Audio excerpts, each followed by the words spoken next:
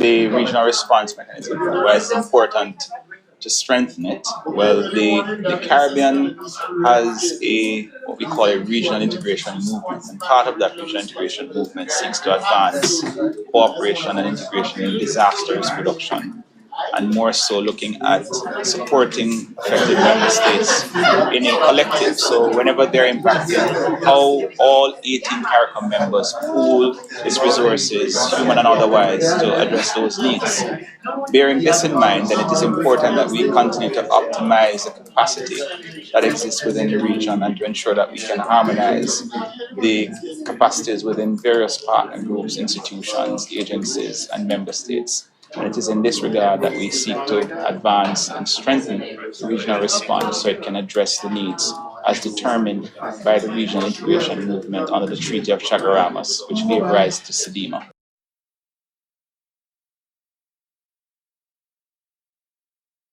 The national societies, the national disaster offices, are part and parcel of what we call our national setting and key actors in the disaster risk management as well as the humanitarian action at country level. Cdema therefore seeks to ensure that in its efforts to raise the capacities nationally and to strengthen the regional mechanism, that we are cooperating, coordinating in areas of joint interests in this area, humanitarian actions and disaster risk reduction. Within the context of the CDM strategy, we have set out a set of priority actions, and it is in this realm that we see it important that Cdema,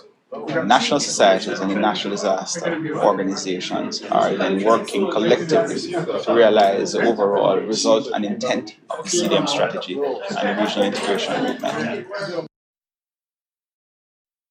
A very important next step in this process of cooperation, coordination, working together, and particularly strengthening the regional response mechanism,